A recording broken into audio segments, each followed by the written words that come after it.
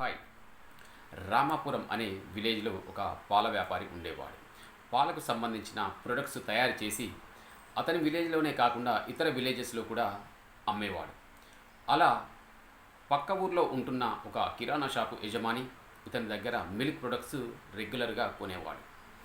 అలా ఒకరోజు ఈ పాల వ్యాపారి కిరాణా షాపు యజమానికి మిల్క్ ప్రొడక్ట్స్ అమ్మిన తర్వాత, ఈ పాల వ్యాపారి వెళ్ళిపోయిన తర్వాత ఈ కిరాణా షాపు యజమానికి ఎందుకో నాకు డౌట్ వస్తుంది, ఈ ప్రొడక్ట్స్ పైన ఇవి కరెక్ట్గానే వేయింగ్ బరువు ఉన్నాయా అని చెప్పేసి అతను దాన్ని వేయింగ్ చేయాలని అనుకుంటాడు.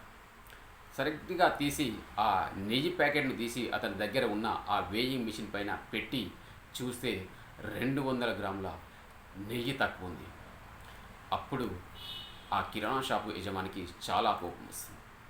అరే, నేను ఇన్ని రోజులుగా ఇతని దగ్గర మిల్క్ ప్రొడక్ట్స్ కొంటున్నాను, నన్నే మోసం చేస్తాడా అని చెప్పేసి ఇతని ఏ విధంగా అయినా సరే ఇతని పైన కంప్లైంట్ చేయాలని చెప్పేసి ఈ పాల వ్యాపారి విలేజ్కి వెళ్ళి ఆ ఊరికి సంబంధించిన సర్పంచ్ దగ్గరికి వెళ్ళి, మీ ఊరి పాలమ్మే పాల వ్యాపారి మిల్క్ ప్రొడక్ట్స్ అనేటివి తక్కువ ఇచ్చి జనాలను మోసం చేస్తున్నాడు, అతని పైన చర్యలు తీసుకుని చెప్పేసి కంప్లైంట్ ఇచ్చి వెళ్ళిపోతాడు. ఆ నెక్స్ట్ డే ఈ పాల వ్యాపారిని ఆ సర్పంచి పిలిపించి, ఏంటి ఏం సంగతి, నీ పైన కంప్లైంట్ వచ్చింది, మిల్క్ ప్రొడక్ట్స్ అనేటివి తక్కువగా ఇచ్చి జనాలు మోసం చేస్తున్నావంట, ఏం సంగతి అని చెప్పేసి అడుగుతాడు. అప్పుడు ఆ పాల వ్యాపారి ఏమని సమాధానం ఇస్తాడో తెలుసా? చూడండి సర్పంచ్ గారు, మీకు తెలుసు, నాకు తెలుసు, నాకు రాయడం రాదని, చదవడం రాదని. నేను కనీసం నా దగ్గర ఆ తూకం వేయడానికి తక్కెడ ఉంది, కానీ నా దగ్గర ఆ బాటు కూడా లేదు.